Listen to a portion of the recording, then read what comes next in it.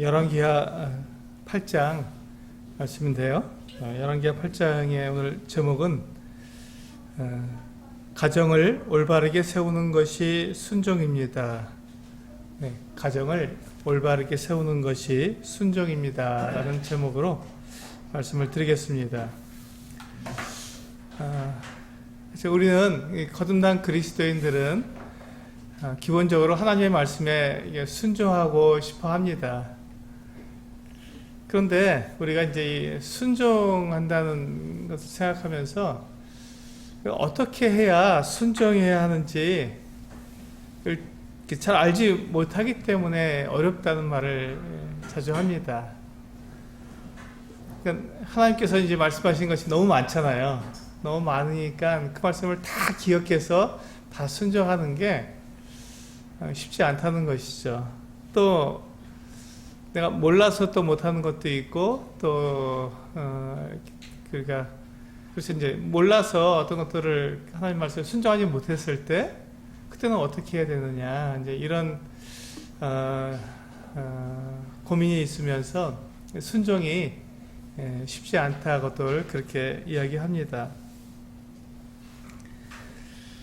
근데 이제 그렇게 되니까 우리가 일반적으로 생각하기를 순종은 참 어려운 것이다. 하나님 말씀에 순종하는 건 참 어려운 것이다. 라는 이와 같은 생각이 우리에게 이렇게 한켠에 이렇게 자리 잡고 있는 것 같습니다. 그래서 순종하라 그러면, 참 어려운 건데 그걸 어떻게 하라 그러나, 또 힘든데, 이렇게 이제 생각하기 쉽다는 것이죠. 그런데 우리가 이 순종을 그렇게 너무 어렵게 생각하지 않았으면 좋겠다는 생각이 있습니다.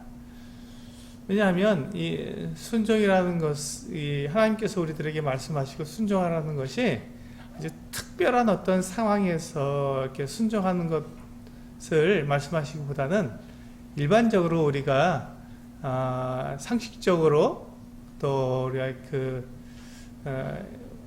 충분히 우리가 이렇게 생각할 수 있는 상식적으로 생각할 수 있는 범주에 있는 순종이 많기 때문에 그렇습니다.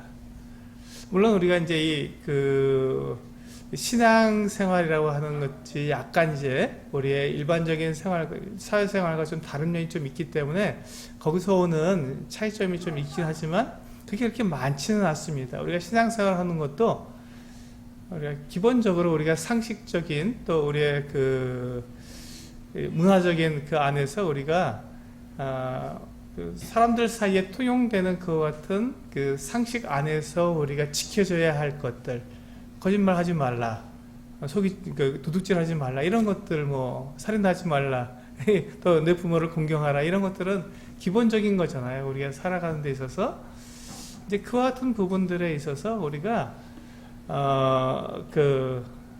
하나님 말씀에 순종하는 것은 아주 정말 특별한 어떤 것을 해야만 순종하는 것이 아니라 우리들의 일상생활에서 우리가 상식적으로 생각할 수 있는 부분들이 참 많다는 것이죠. 물론 우리가 어떤 특별한 일을 하려고 할 때는 그 말씀에 대해서 하나님께서 그 특별한 일에 대해서 하나님께서 어떻게 말씀하셨는가를 알아보고 그리고 하나님의 말씀에 따라서 우리가 순종하는 것이 옳습니다.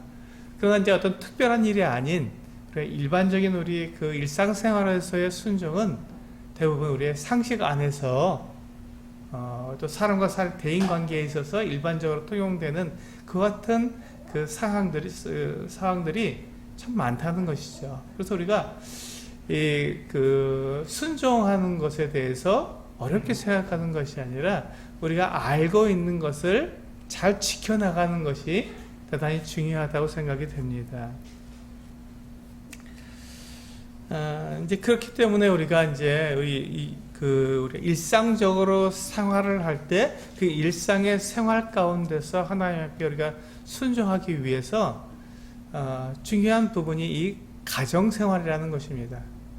내가 일반적으로 많은 시간과 또 우리의 기본적인 삶을 우리가 이루는 것이 이 가정이기 때문에 가정이 성경적으로 이렇게 잘 이렇게 성장해 있을 때 그 안에서 우리가 하나님 말씀에 순종하는 것이 그렇게 어렵지가 않죠. 근데 만약에 가정이 이제 그렇게 되지 않았을 경우에는 이제 그런 부분에서 이제 많은 어려움들이 생길 수가 있는 것입니다. 그래서 가정을 올바르게 세우는 것이 순종입니다라고 오늘 그 말씀의 제목을 정해 보았습니다. 우리 열왕기하 8장에는요, 8장은 네 가지 내용으로 나누어 볼 수 있습니다. 첫 번째 사건은 우리 엘리사 선지자가 전에 자기에게 도움을 주었던 이 여인을 만나서 그 여인에게 하나님의 계획을 알려주는 7년 동안 이 이스라엘 지역에 기근이 든다고 하는 것을 알려주게 되어서 그 여인에게 그 기근을 피해서 다른 곳에 가서 7년 동안 생활하다 돌아오도록 그렇게 이야기해 주는 사건이 나옵니다. 여기서 보시면 이스라엘의 지형을 보면 이스라엘은 서쪽에 지중해를 끼고 있고 또 동쪽으로는 굉장히 뜨거운 광야 지역이기 때문에 그 중간에 끼어 있어서 지중해에서 오는 이 바람이 계절을 따라서 계절풍이 불게 되면 딱 알맞은 시간에 때에 비가 내려서 농사를 짓고 그들의 생계를 유지하는데 어려움이 없도록 그런 지형으로 만들어져 있습니다. 그러니까 이스라엘 지형은 비가 정확한 때에 잘 올 수 있는 그런 지형이라는 것이죠. 근데 그런 지형이기 때문에 거기서는 이제 비를 통해서 하늘에서 내리는 비를 통해서 그들은 삶을 유지하고 또 목축도 하고 또 농사도 짓는 그러한 땅입니다. 근데 그 나라에 이스라엘 나라에 비가 오지 않게 되면 이제 굉장히 큰 일이 생기게 되죠. 그래서 하나님께서 이 하늘에서 내려오는 비를 통해서 그 이스라엘 백성들에 대해서 다루시는 그런 것들을 볼 수가 있습니다. 근데 지금 엘리사 선지자가 이 여인에게 말하기를 1절에서 보시면 엘리사가 이전에 아들을 다시 살려준 여인에게 이르되 너는 일어나서 내 가족과 함께 거주할 만한 곳으로 가서 거주하라. 여호와께서 기근을 부르셨으니 그대로 이 땅에 7년 동안 임하리라 하니. 여기 보시면 여호와께서 기근을 부르셨다라고 분명히 말씀하고 있고 여호와께서 기근을 부르셨기 때문에 그 기근의 기간이 7년이나 될 것이라고 하는 하늘에서 비가 내리지 않으면 농사를 짓기 어렵고 또 목축하기 어려운 그 같은 땅에서 7년 동안 이 기근이 든다고 생각해 보세요. 이거 엄청나게 큰 고통입니다. 어마어마하게 큰 고통인데 그 같은 고통이 임하리라고 말씀하신 것이죠. 그러니까 이건 굉장히 특별한 일입니다. 이스라엘은 지형적으로 이렇게 비가 지중해가 서쪽에 있기 때문에 거기서 오는 바람에 의해서 비가 잘 내릴 수밖에 없는 그 어떤 지형임에도 불구하고 7년이나 기근이 든다는 것은 하나님께서 그렇게 계획하시고 하나님께서 그 이스라엘에 대해서 징벌하시는 그와 같은 것을 분명하게 이스라엘 백성들이 알 수 있게 하신 것이죠. 그래서 이 여인이 엘리사가 이제 말해준 대로 이 서쪽 이스라엘보다 약간 더 지중해 쪽에 가까운 서쪽 지역인 이 블레셋 지역으로 가서 거기서 7년을 살게 되었습니다. 근데 지금 이스라엘 땅이 큰 땅이 아니거든요. 강원도보다 조금 더 큰 땅인데 그 땅에서 이스라엘 그 지역은 비가 오지 않는데 이 블레셋 지역에는 비가 오는 거예요. 블레셋 지역은 문제가 기근이 들지 않았습니다. 그 자그마한 땅에서도 블레셋 지역에서는 문제 없이 비가 오고 농사 짓는데 어려움이 없었는데 이스라엘 땅만 비가 오지 않았기 때문에 이것이 바로 하나님께서 이스라엘을 다루시는 것이라는 것을 알 수 있는 것이죠. 그렇습니다. 지금 이 이스라엘의 주인이 누구냐는 것이죠. 이스라엘을 다스리게 되는 분이 누구냐는 것입니다. 이스라엘의 왕이 있습니다. 지금은 여호람 왕, 지금 오늘부터는 요람이라고 하는 이름으로 바뀌어서 나오는데요. 히브리어로는 여호람이나 요람이나 글자가 똑같습니다. 요람으로 읽을 수도 있고 또 여호람이라고 읽을 수도 있습니다. 근데 이제 그 남왕국 유다의 왕도 이름이 똑같습니다. 여호람 똑같습니다. 그렇기 때문에 그 구분하기 위해서 북왕국 이스라엘의 왕의 이름을 요람으로 읽고 남왕국 유다 왕의 이름을 여호람이라고 읽어서 좀 구분했습니다. 근데 같은 이름입니다. 근데 지금 지금 그 북왕국 그 요람이 이 하나님께서 자기가 왕으로서 지금 이스라엘을 다스리고 있지만 실제적으로 그 나라를 다스리는 분이 하나님이라는 걸 분명히 알도록 하나님께서 그 이스라엘의 어떤 기근을 7년이나 허락하신 것이죠. 얼마나 그 고통스럽고 얼마나 어려웠겠습니까? 그래서 그는 하나님께로 돌아와야 했습니다. 그 북왕국 이스라엘이 그 하나님을 떠나서 섬겼던 우상이 바알이었습니다. 바알이 풍요의 신이에요. 비의 신입니다. 그러니까 이스라엘은 비만 오면은 농사를 지을 수 있고 또 풀이 자라서 목축을 할 수 있기 때문에 바알은 비의 신이었습니다. 풍요의 신이었어요. 농사 짓는데 도움이 되는 풍요의 신이었습니다. 근데 7년 동안 비가 안 오면 그 이스라엘의 왕과 이스라엘 백성들이 하나님을 떠났으니까 그들이 누구에게 가서 빌었을까요? 그 비가 오게 해달라고 누구한테 그렇게 했을까요? 바알에게 했을 것입니다. 근데 7년 동안 비가 오지 않았습니다. 기근이 들어오는 거예요. 그러니까 그 바알이 아무 소용없다는 것, 우상은 아무 소용이 없다는 것을 하나님께서 지금 이스라엘 백성들, 이스라엘 왕 요람에게 말씀해 주신 것이죠. 분명히 그거 알 수 있도록. 그럼에도 불구하고 이스라엘 왕과 이스라엘 백성들이 하나님께로 돌아오지 않고 여전히 우상에게 그들이 우상을 섬기고 있었던 것입니다. 지금 7년이 지나서 이제 3절에 보시면 7년이 다함에 여인이 블레셋 사람들의 땅에서 돌아와 자기 집과 전토를 위하여 호소하려 하여 왕에게 나아갔더라. 지금 이 여인이 7년 만에 돌아오니까 7년 동안 그 주인이 그 땅을 갖다가 이렇게 가꾸지 않으니까 다른 사람이 와서 그 땅에서 갈아먹은 거예요. 자기가 이제 주인 노릇한 거죠. 근데 이제 이 여인이 돌아왔기 때문에 자기 그 재산을 다가 회복하기 위해서 그것을 이제 돌려달라고 왕에게 가서 이제 호소하는 것이죠.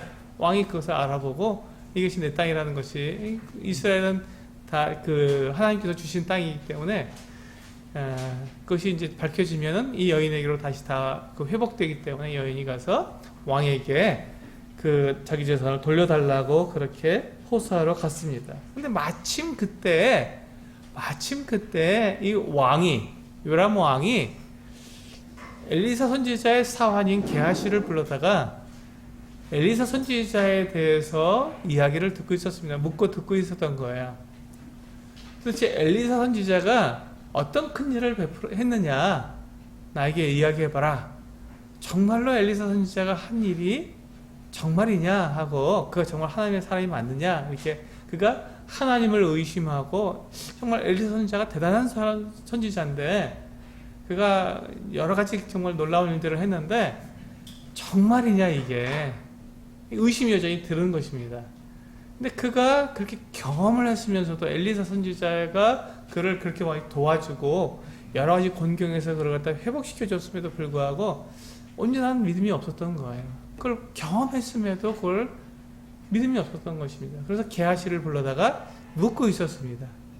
근데 게하시가 엘리사 선지자가 한 큰 일이 무엇인지 얘기할 때 죽은 사람을 살리는 것보다 더 큰 일이 있겠습니까?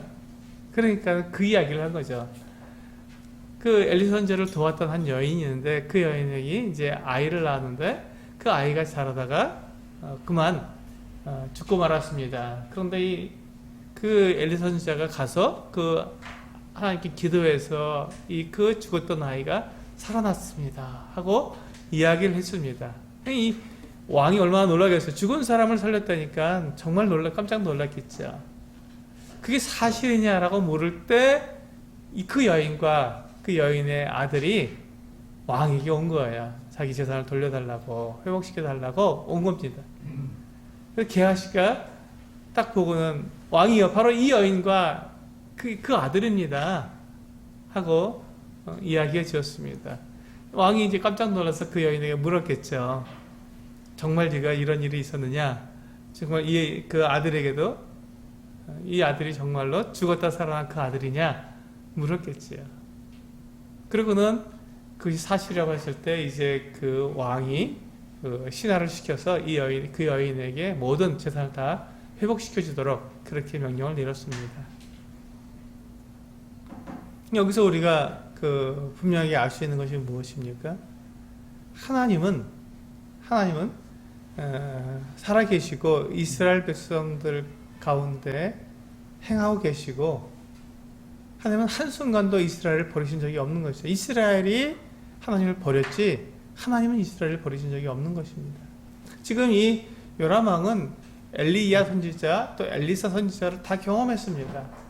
그래서 다른 이스라엘의 여러 역대 왕들보다도 이 여호람 왕은 그래도 하나님께 대한 같은 일말의 같은 믿음을 좀 가지려고 애썼던 사람 중에 한 사람입니다. 그럼에도 불구하고 지금 이 여호람 왕도 마찬가지로 자기의 왕권 수호를 위해서 만약에 하나님을 섬기도록 하게 되고 바알을 다 없애고 그리고 이제 하나님을 섬기게 된다면 지금 이 유다 나라와 다시 하나가 되어야 되거든요. 자기는 왕의 정통성이 없기 때문에 다윗 왕의 다윗의 자손만 정통성이 있는 것이지 그렇지 않은 다른 가문의 왕들은 정통성이 없기 때문에 하나님이 인정하시는 왕이 아니기 때문에 자기 왕권을 버려야 되거든요. 근데 자기 왕권을 유지하기 위해서 이 여호람 왕은 하나님을 인정할 수가 없었던 것이죠. 그리고는 계속해서 이 바알을 숭배할 수밖에 없었습니다. 자기의 이익을 위해서 하나님을 버리는 왕이죠. 분명히 경험했음에도 불구하고 이 두 번째 우리 사건은요. 7절부터 보시면 이제 이 엘리사가 지금 지금 이 게하시가 여호람 왕하고 이야기를 하고 있을 때 이 엘리사 선지자는 이스라엘에 없었던 것 같습니다. 지금 다메섹에 가 있었습니다. 엘리사 선지자가 이 다메섹에 가 있을 때 다메섹 왕, 아람 왕, 이 베나닷이 나이가 많았습니다. 이 왕이 이제 병이 들었습니다. 병이 들어서 이제 병을 치료하고 있는 중인데 마침 한 신하가 베나닷 왕에게 들어가서 하나님의 사람, 엘리사 선지자가 지금 다메섹에 와 있습니다. 라고 보고를 하게 되었습니다. 그러자 베나닷 왕이 사람을 보내서 지금 내가 이 병에서 일어날 수 있는지 병에서 나을 수 있는지 물어보고 오라고 사람을 보내었습니다. 그런데 지금 엘리사 선지자가 다메섹에 온 이유는 지금 이 아람 왕 베나닷 왕이 죽고 베나닷 왕의 아들이 왕이 되는 것이 아니라 반역을 통해서 하사엘이라고 하는 정말로 근본도 없고 아무런 왕이 될 자격이 없는 이 하사엘을 왕으로 세우기 위해서 거기에 와 있는 것이었습니다. 그런데 이 베나닷 왕이 엘리사 선지자에게 신분을 보낸 사람이 바로 이 하사엘이었습니다. 아마 이 사람이 군대 장관 정도 되는 사람인 것 같았어요. 이 사람은 굉장히 귀족 출신이 아니라 서민 출신의 아주 그런 사람이었는데 이 사람이 정말 개천에서 용이 난 것이죠. 서민 출신의 이 하사엘이 정말 높은 지위까지 올라간 것입니다. 근데 하나님께서 이 하사엘을 왕으로 세워라고 엘리사가 아니라 엘리야 선지자에게 이미 말씀하셨습니다. 우리 열왕기상 19장에 보시면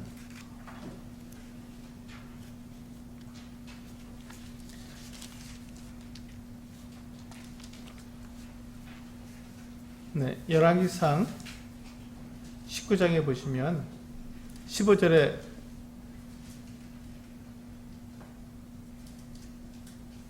15절과 16절을 보시면 이와 같이 말씀하고 있습니다.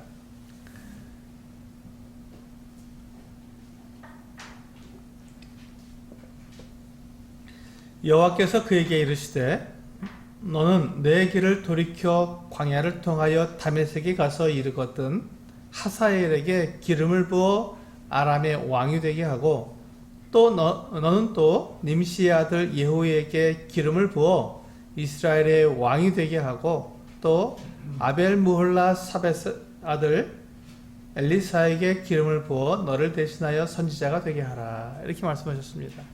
지금 엘리야가 이제 그 호렙산에 가서 이제 자기를 이제 죽여달라고 하는 이제 그거 같은 로뎀 나무에서 아래에서 그렇게 했다가 이제 호렙산에 가서 하나님의 그 영광을 보게 된 장면이죠. 근데 그 이스라엘의 선지자들이 다 죽고 자기만 남았다고 하나님께 호소했을 때 하나님께서 이 말씀을 하셨습니다. 너는 이제 가서 다메섹에 가서 하사엘을 왕으로 삼고 또 예후를 이스라엘의 왕으로 삼고 또 엘리사를 선지자로 삼아서 내 뒤를 잇게 하라고 이렇게 했습니다. 이제 이 일이 이제 지금 엘리사에 의해서 이루어지는 것이죠. 엘리야에게 말씀하셨는데 엘리야는 이제 먼저 하늘로 올라감을 당하고 이제 그 남아있는 엘리사 선지자가 지금 이 하사엘과 예후에게 기름을 부어서 그들로 각각 왕을 삼게 되는 것 같은 장면입니다. 그 중에서 지금 오늘 이 8장에서는 이 하사엘을 아람의 왕으로 삼고 이제 9장에서는 이제 예후를 왕으로 삼게 됩니다. 이스라엘의 왕으로 삼게 됩니다. 지금 그 같은 일들이 이루어지는 거죠. 지금 수십 년이 지난 이후에 하나님께서 말씀하신 이 하사엘이라고 하는 그 전혀 왕이 될 수 없는 왕권과 전혀 관계가 없는 서민 출신의 아람 나라에 그 같은 한 사람을 하나님께서는 이미 지정해 놓으셨던 것이죠. 그래서 엘리사에게 말씀하셨고 엘리야에게 말씀하셨고 엘리야가 이제 엘리사에게 부탁하고 그 엘리사가 이제 그 일을 이루고 있는 것입니다. 근데 참 놀랍게도 지금 엘리사가 그 일을 이루기 위해서 다메섹에 가 있을 때 이 벤하닷 왕이 하필이면 그 사람을 보낸 거예요. 하사엘을 보내서 그걸 물어보게 한 것입니다. 지금 그 벤하닷 왕의 그 병이 나을 것인지 물어본 것입니다. 그때 이 엘리사가 이렇게 대답해 줍니다. 왕이 분명히 그 병에서 나을 거라고. 왕이 그 병에서 분명히 나아서 일어날 거라고 얘기해 줬습니다. 그러나 왕은 반드시 죽을 거라고 얘기해 주었습니다. 그러니까 그 병은 낫지만 죽임을 당한다는 것이죠. 반역을 통해서 죽게 된다는 것입니다. 다른 방법으로 벤하닷 왕이 죽게 된다는 것입니다. 그러면서 지금 하사엘에게 네가 왕이 될 거다라고 얘기해 줍니다. 하나님께서 너를 왕으로 삼으셨다. 그런데 이 하사엘은 굉장히 포악한 사람이었습니다. 서민 출신이 군대의 어떤 장관이 될 정도였으니까 굉장히 용맹하고 그냥 이렇게 능력이 있는 사람이었던 것 같습니다. 그런데 굉장히 포악했던 사람인 것 같습니다. 이 보시면 12절에 보시면 이와 같이 말씀하고 있습니다. 하사엘이 이르되 내 주여 어찌하여 우시나이까. 지금 이 엘리사가 이 하사엘을 이렇게 쏘아보다가 울었어요. 왜 어찌하여 우시나이까 하는지라 대답하되 내가 이스라엘 자손에게 행할 모든 악을 내가 알미라. 내가 그들의 성에 불을 지르며 장정을 칼로 죽이며 어린아이를 맺히며 아이벤 부녀를 가리리라 하니. 이 하사엘이 이제 아람의 왕이 된다면 그가 북왕국 이스라엘을 징치하는, 북왕국 이스라엘을 징벌하는 하나님의 진노에 채찍이 되어서 이스라엘을 괴롭힐 것을 아신 거예요. 하나님께서. 그래서 그 얘기를 지금 엘리사가 하나님께 그 말씀을 받고 그거를 하사엘에게 지금 이야기해 주는 것입니다. 지금 여기서 보시면 하나님께서는 이스라엘의 하나님만이 아니라 온 인류의 온 세상의 주인이시라는 것을 여기서 알 수 있죠. 아람 왕의 왕을 하나님께서 세우시는 거예요. 이 하사엘이라고 하는 정말 이름 없던 한 사람을 갖다가 하나님께서 왕으로 세우시고 그가 무슨 일을 할 건지 다 알고 계시는 것이죠. 하나님의 계획 가운데 하사엘이 왕이 되어서 이스라엘을 징벌하는 도구, 진노의 채찍이 되어서 그 같은 일을 할 거라는 것을 알려주셨습니다. 이런 것들을 보면서 하나님은 우리가 살아계시고 일하시는 분이라는 걸 알 수 있죠. 하나님은 그냥 사람들이 만들어낸 그런 죽은 신이 아닙니다. 우상이 아닙니다. 사람들이 만들어낸 신이 아니라는 것이죠. 하나님은 살아계시며 일하시는 그 같은 분이시라는 것입니다. 그런데 그분이 온 인류의 또 온 세상의 주인이시라는 것이죠. 그래서 이 왕을 세우고 또 폐하시는데 하나님의 뜻대로 되는 것입니다. 근데 여기 보시면 지금 이 하사엘을 이와 같이 세우시고 또 그가 어떤 일을 할 것인지를 다 말씀해 주신 것이죠. 하사엘이 이제 돌아가서 그 베나다 왕에게 이야기합니다. 하나님의 사람이 말하기를 그 벽에서 낫겠다고 했습니다. 이 베나다 왕이 너무너무 기뻐했죠. 그리고 그 다음날 이 하사엘이 그 왕을 죽입니다. 그리고 자기가 아람의 왕이 되어 버립니다.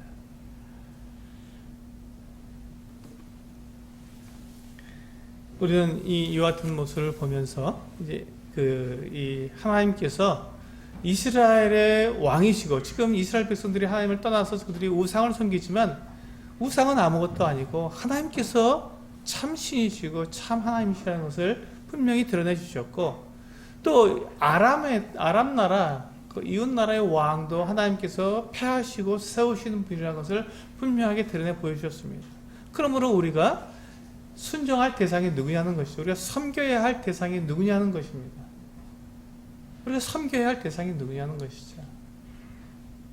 이 세상에 그 무엇이 아니라 하나님 그분을 섬겨야 한다는 것입니다. 하나님 그분을 섬겨야 하는 것이죠. 지금 이스라엘의 왕 요람 왕은 자기 자신을 위해서 하나님이 살아계시고 하나님께서 일하시는 그 같은 것들을 보면서도 역사하시는 것을 보면서도 그가 하나님을 섬기지 않으려고 했습니다. 자기 자신을 섬긴 거죠, 사실은요. 자기가 우상이 된 거고 자기가 하나님보다 더 중요한 인물이 된 것입니다. 우리가 지금 여호람 북왕국 이스라엘의 여호람 왕처럼 우리도 그와 같이 나 자신이 하나님 앞에서 더 중요한 그 같은 인물이 될 수도 있다는 것입니다. 우리 경고를 받아야 되는 것이죠. 경계를 받아야 하는 것입니다. 하나님의 말씀에 내가 순종하고 있는지, 하나님이 정말 나의 주인이시고 나에게 명령할 수 있는 주권자이신지, 아니면 하나님의 말씀도 내 이익과 내 어떤 그 상황을 고려해서 내가 이렇게 어길 수 있고 순종하지 않을 수 있는 것인지, 우리는 여기서 경계를 받아야 한다는 것이죠. 이스라엘뿐만 아니라 온 인류 모든 나라의 주인은, 온 세상의 주인은 오직 하나님 한 분이십니다. 그리고 뒤에 또 사건이 더 있는데요. 하나는 이 여호람 왕에 대한 것이고, 두 번째는 그 여호람 왕이 죽고 그 아들 아하시아가 이제 왕이 되는 건데, 그 사건이 나옵니다.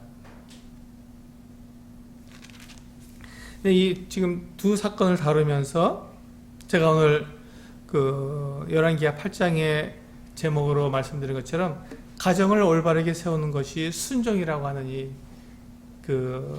제목을 제가 이 두 사건 때문에 정하게 되었습니다. 우리가 하나님께 이렇게 순종하고자 하는데, 하나님께 순종하지, 지금 여호람 왕이, 이스라엘 북왕국 이 여호람 왕이 하나님께 순종하지 못하고, 또 남왕국 유다의 여호람 왕, 그도 하나님께 순종하지 못했습니다. 그리고 남왕국 유다의 여호람 왕의 아들인 아하시야도 하나님께 순종하지 못했습니다. 그 이유가 뭐냐면 그들이 가정을 올바르게 세우지 못했기 때문에 그들이 하나님께 순종하지 못했던 것이죠. 그래서 우리는 우리 하나님께 순종하기 위해서 가장 기본이 되는 그 가정을 올바르게 세우는 이 부분이 우리들에게 필요하다는 것입니다. 우리 그 8장 18절을 보시면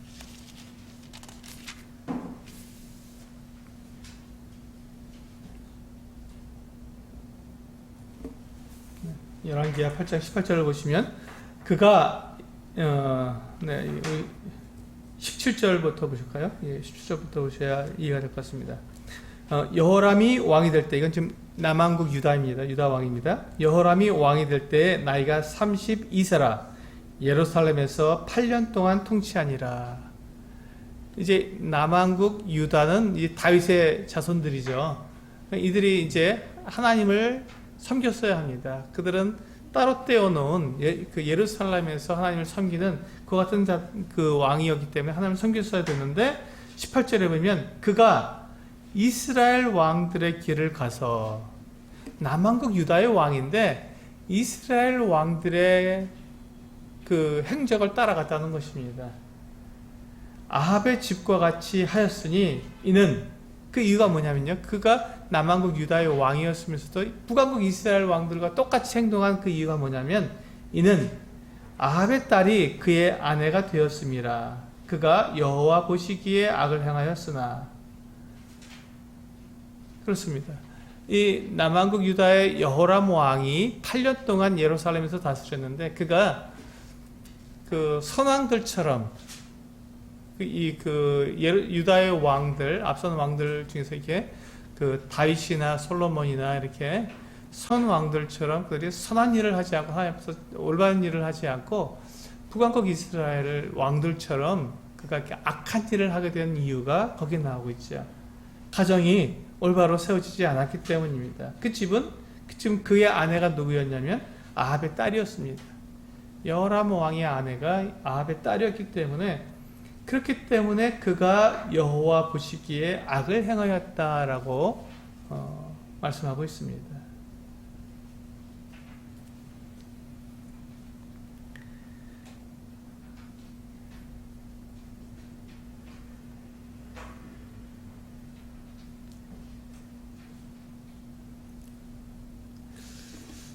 우리가 하나님께서 우리 그 사람을 이 세상을 지으시고 또 사람을 지으시고 하나님께서 사람들을 위해서 그 우리 인류 역사 가운데 두 가지 기관을 하나님께서 직접 세워주셨습니다. 그 첫 번째 기관이 가정입니다. 그래서 하나님께서 그 사람을 지으실 때 남자와 여자로 지으시고 그 두 사람이 연합해서 한 몸을 이루도록, 그게 가정이죠. 가정을 이루도록 그렇게 말씀해 주셨습니다. 그래서 하나님께서 이 가정을 세우시고 가정을 통해서 하나님을 섬기도록 그렇게 말씀하신 것입니다. 그리고 두 번째 기관은 교회입니다. 두 번째 기관은 교회인데요. 이 교회를 세우시기 위해서 하나님의 아들 예수 그리스도께서 이 땅에 오셔서 자기 몸을 내어주시고 죽기까지 순종하신 이후에 그 유대인과 이방인을 하나가 되게 하셨습니다.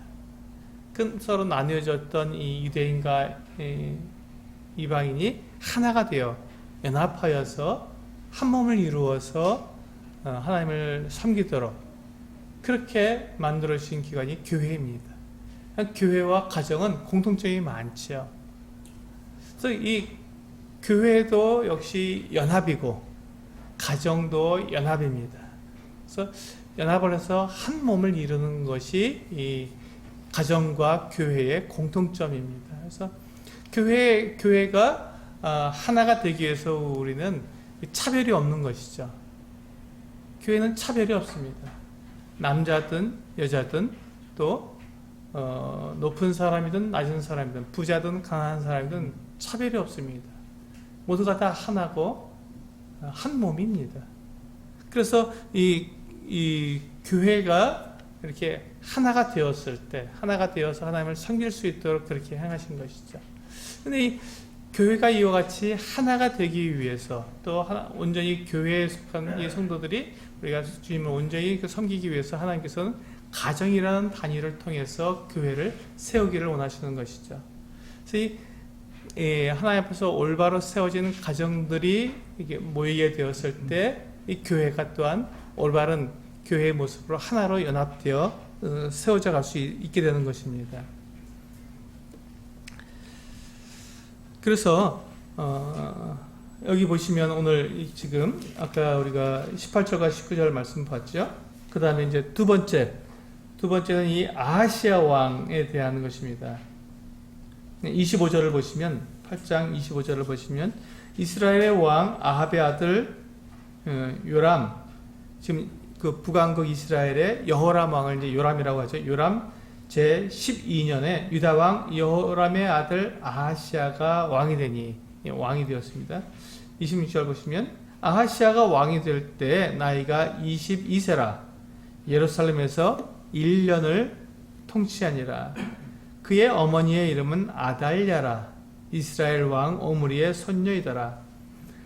아하시아가 아합의 집 길로 행하여 아합의 집과 같이 여호와 보시기에 악을 행하였으니 그는 아합의 집의 사위가 되었음이로라. 이렇게 말씀하고 있습니다.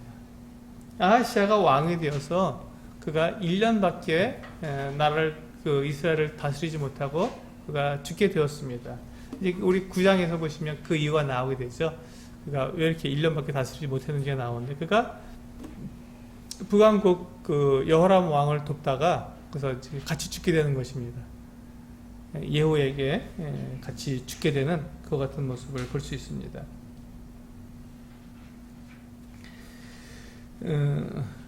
근데 이 지금 아하시아가 어떤 사람이었냐면 그의 어머니가 바로 이 아달랴, 아합의 딸이죠. 아합의 딸 오므리의 손녀이고요.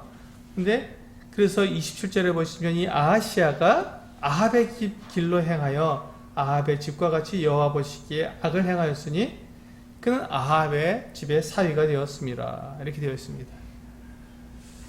그러니까 지금 이 결혼 관계를 통해서 지금 북왕국 이스라엘과 남왕국 유다가 그렇게 이제 연합됨으로써 문제가 생긴 거라는 것입니다. 그것 때문에 지금 남왕국 유다의 왕, 지금 여호람 왕과 지금 아하시아 왕 때 그들이 하나님 앞에 큰 악을 행하게 되었고 하나님께서 그들을 징벌하신 모습을 볼 수가 있습니다. 그래서 지금 이 하나님께서 이 두 왕의 이 사건을 우리들에게 보여주면서 그들의 그 같은 모습, 그들이 아합의 길을 쫓아갔던 남왕국 유다의 왕이었음에도 불구하고 그들이 북왕국 이스라엘 왕들의 어떤 악함을 쫓아갈 수밖에 없었던 것이 그들의 가정에서 문제가 생겼기 때문이다라고 말씀하고 있는 것입니다. 그래서 저는 오늘 이렇게 제가 말씀드리는 그 내용은 우리가 하나님께 순종하기 원한다면 먼저 우리가 순종은 어려운 것이 아니라고 말씀드렸습니다. 일상의 생활에서 우리가 상식적으로 생각할 수 있는 내용들 속에서 우리는 순종할 수 있다고 말씀드렸습니다. 근데 그렇게 되기 위해서 우리의 가정이 올바르게 세워져야 어떤 일상의 생활 가운데서 우리가 순종이 자연스럽게 이루어질 수 있다는 것이죠. 지금 여기 보시면 여호람 왕, 남왕국 그 두 왕의 가정이 그렇게 올바로 세워지지 않았기 때문에 그들이 순종하지 못하고 그래서 악한 길로, 하나님을 반대하는 길로 갈 수밖에 없었다는 것입니다. 그래서 우리가 하나님께서 이렇게 세우시고 기회를 주셨지만 그들이 올바르게 가정이 세워지지 않고 순종하지 못했기 때문에 하나님께 그들을 쓸 수가 없었던 것이죠. 그래서 우리는 가정을 올바르게 세움으로써 하나님께서 사용할 수 있는 그 같은 준비가 되어야 한다고 말씀을 드리겠습니다.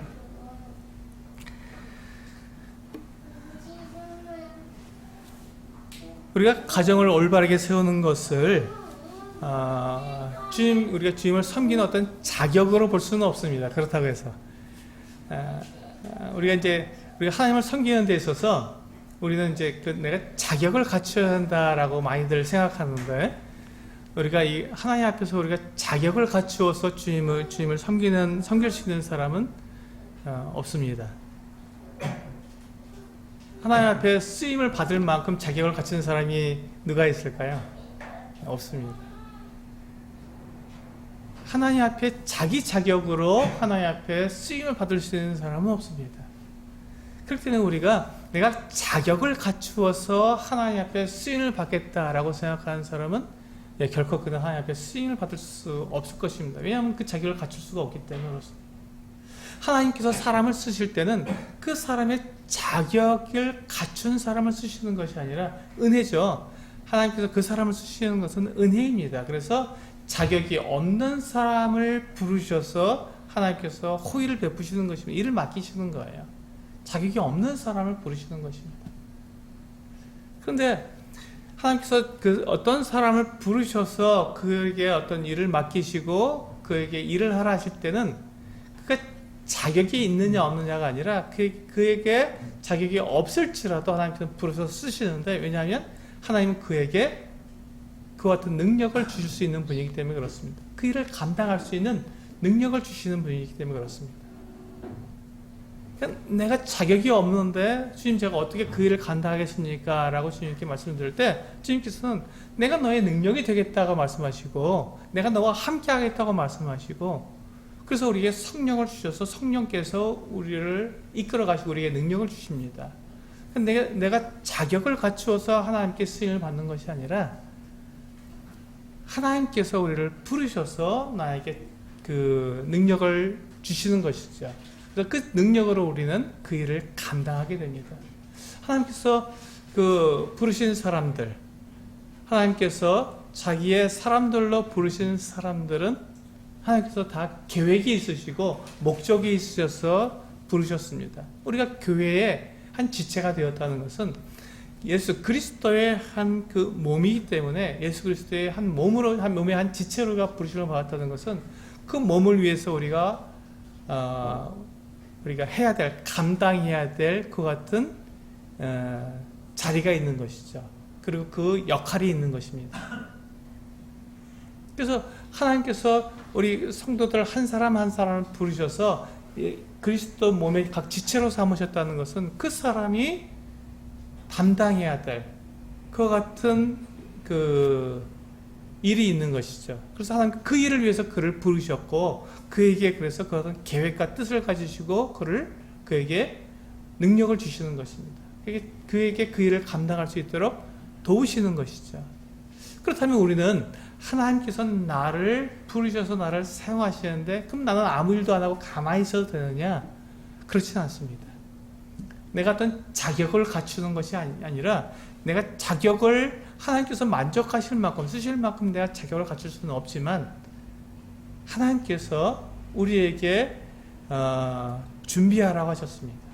하나님 쓰시기에 합당한 자로 준비되어라 라고 말씀하고 있습니다. 우리 디모데후서 2장을 한번 볼까요? 디모데후서 2장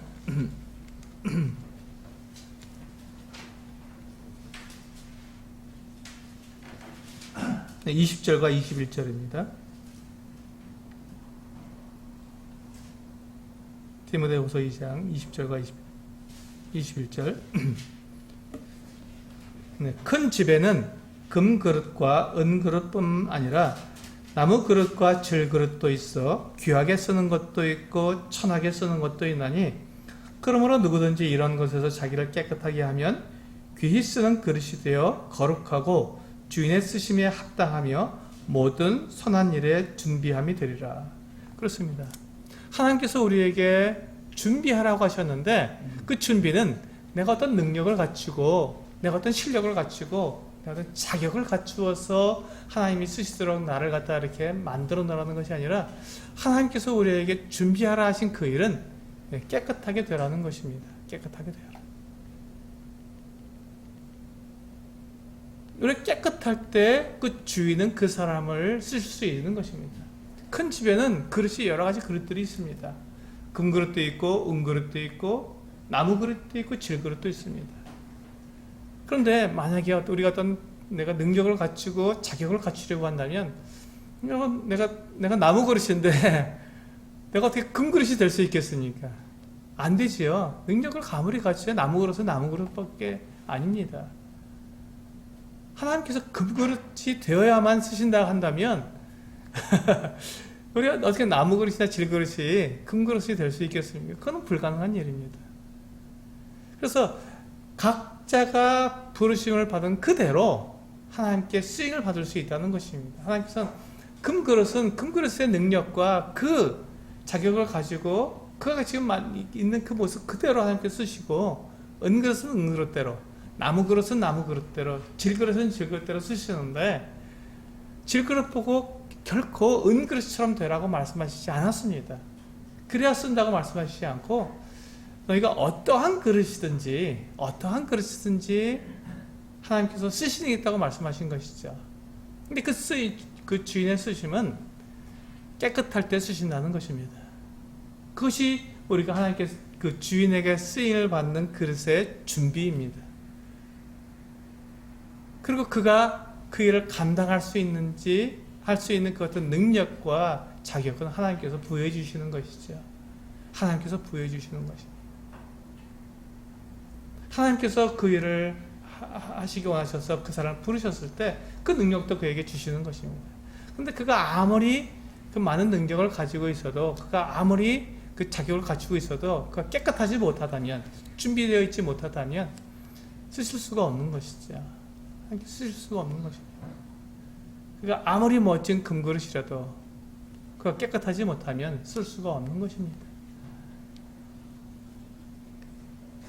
하나님께서 주시는 능력과 내가 준비한 능력, 어느 것이 더 크겠습니까? 어느 것이 더 확실하겠습니까? 하나님께서 주시는 능력이 더 정확하고 더 확실할 것입니다. 그래서 우리는 내가 깨끗하게 준비되었을 때 하나님께서 나를 부르시고 쓰시고 거기에 필요한 모든 능력도 우리에게 주신다는 것입니다. 그것을 믿고 우리는 그렇게 쓰임을 받을 준비가 되는 것이죠. 우리 누가복음 10장 2절을 보시면요.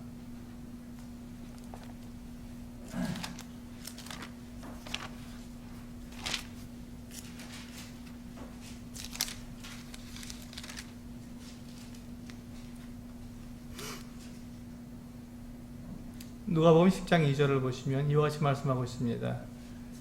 이르시되 추수할 것은 많되 일꾼이 적으니 그러므로 추수하는 주인에게 청하여 추수할 일꾼들을 보내주소서 하라. 뭐라고 말씀하고 계시냐면 추수할 것은 많다라고 말씀하고 있습니다. 하나님의 일은 많습니다. 근데 그 일을 할 만한 일꾼이 없다고 말씀하고 있습니다. 일꾼이 없는 것이지 하나님의 일이 없는 것이 아닙니다. 그럼 내가 어떻게 하면 하나님의 일을 내가 할 수 있을까 하고 우리 고민할 필요가 없는 것이죠. 하나님의 일을 할 사람은 너무나도 많은 필요가 있는 거예요. 하나님의 일이 너무 많기 때문에 온 세상 모든 민족에게 우리가 복음을 전해야 하기 때문에 또 각 곳마다 교회가 세워져야 되고 그들을 가르치고 양육해야 되기 때문에 하나님의 일은 너무나도 많이 있습니다. 단 일꾼이 없는 것이죠. 그래서 하나님의 일, 내가 준비만 되면, 내가 하나님의 쓰심에 합당하도록 준비만 되어 있으면 하나님께서 우리를 그가 누구이든지 상관없이 하나님 쓰신다는 것입니다. 그가 금그릇이든 은그릇이든 나무그릇이든 질그릇이든 그가 준비만 되어 있으면 하나님께서는 그에게 가장 합당한 방법으로 사용하신다는 것입니다. 그런데 안타깝게도 주님께서 뭐라고 하셨냐면 추수할 것은 많은데 일꾼이 적다고 말씀하신 것이죠. 추수할 것은 많은데 일꾼이 적다는 것입니다. 하나님께서 쓰실 수 있는 일꾼이 없다는 것이죠. 준비된 일꾼이 없다는 것입니다. 그래서 우리가 내가 일을 하는데 과연 나 같은 사람도 하나님께서 쓰실까? 나 같은 사람도 부르실까? 네, 일꾼이 필요하다고 하나님께서 말씀하셨습니다. 그건 누구도 준비만 되면 하나님께서 쓰신다는 것입니다. 우리가 오늘 저는 이 가정을 올바르게 세우는 것이 그 순종이라고 말씀을 드렸습니다. 가정을 올바로 세우기 위해서는, 이게 저는 왜 이 말씀을 드렸냐면, 가정을 올바로 세우기 위해서는 거기에 필요한 내용들이 있습니다. 우리 부부를 볼까요? 부부간에 우리가 그 올바른 가정으로 세우기 위해서는 어떻게 합니까? 부부가 서로에게 대해서 정결해야 되고 충실해야 합니다. 정결하고 충실하다는 것이 무엇입니까? 남편은 아내에 대해서 정결하고 충실해야 합니다. 또 아내도 남편에 대해서 정결하고 충실해야 합니다. 그러기 위해서는 서로 간에 어떤 육체적으로 또 정서적으로 영적인 면에서 우리는 그 정결하고 충실해야 합니다.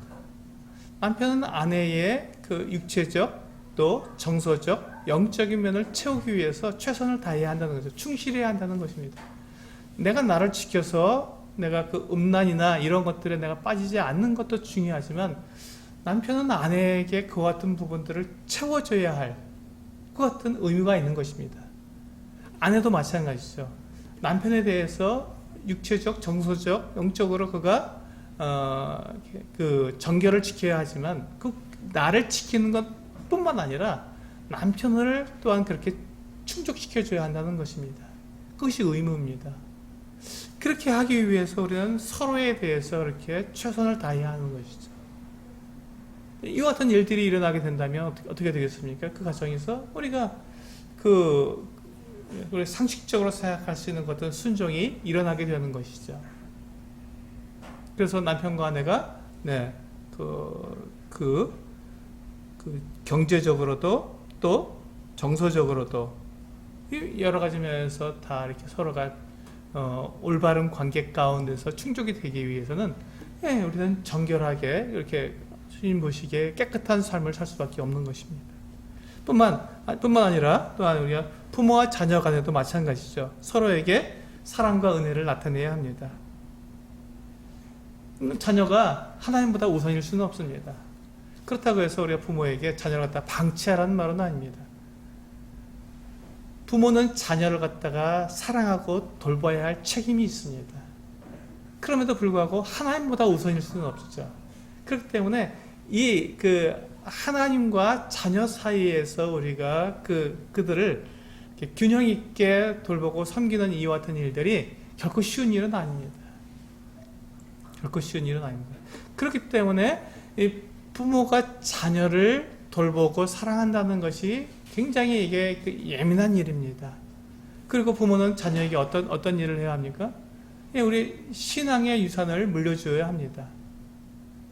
그들에게 본이 되어야 하는 것이죠. 자녀들이 봤을 때 부모를 보면서 나도 저렇게 저 믿음을 따라 나도 살아야겠다는 이 믿음의 본이 되어야 합니다.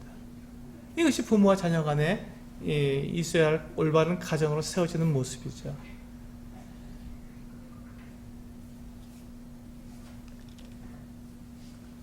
우리가 자녀들에게 우리가 신앙 유산을 물려줘야 하는 이유가 무엇입니까?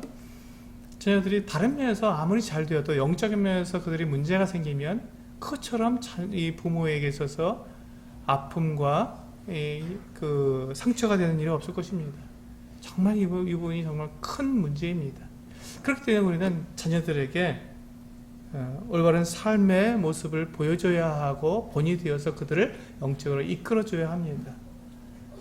근데 이와 같은 관계들, 부부간에 이와 같은 그 올바른 관계를 맺고 또 부모와 자녀 간에 올바른 관계가 맺어진 것은 가정으로 이렇게 세워지게 된다면 그 가정 안에서 우리가 일상적으로 생활하는 그 삶이 하나님께 순종하는 삶이 되지 않겠습니까? 그래서 올바른 가정을 올바르게 세우는 것이 순종이라고 말씀드린 것입니다. 그렇게 할 때 우리는 깨끗한 삶을 살게 될 수 있고, 그러므로써 하나님 앞에 쓰임에 합당한 자로 준비될 수 있는 것 같은 길이 되는 것이죠. 물론 이건 한 부분입니다. 가정이라고도 한 부분이죠. 우리가 또 사회생활도 있고 또 여러 가지 교회 생활도 있고 여러 가지 생활이 개인 생활이 있지만 오늘 그 열왕기하 8장에서 이 가정에 대해서 말씀을 나왔기 때문에 이 가정에 대해서 말씀을 드렸습니다.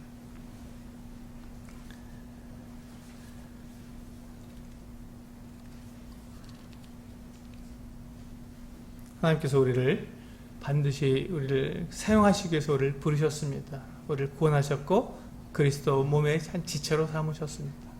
그러면 하나님께서 우리를 사용하시는 그곳에서 우리가 쓰임받기 위해서 우리는 준비되어야 합니다. 그 가정을 올바르게 세워나가야 합니다. 그렇게 할 때 주님께서 우리를 사용하실 것이고 그것을 통해서 하나님께서 영광을 받으실 것입니다. 네, 우리 같이 기도하시고 마치도록 하겠습니다.